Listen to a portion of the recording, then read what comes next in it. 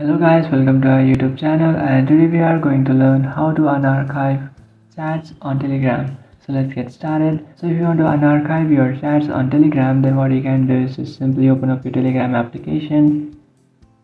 And after opening up your Telegram application, now if you have mistakenly archived some chats, so by swiping a chat to the left, you will archive them. So in this way, if you have mistakenly archived some chats and now if you want to unarchive them, then what you can do is in the top of your screen you can find the option which is archive chats. Just tap on that, and after tapping on that, now what you can do is just select the following chat that you would like to unarchive.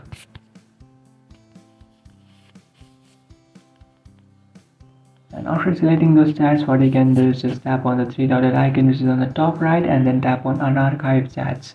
And after tapping on that, you will successfully unarchive your chats from Telegram. So that's it guys, this is how to unarchive chats on Telegram. If you find this video helpful, don't forget to like and subscribe to our channel. If you have any doubts, feel free to comment below. Thanks for watching.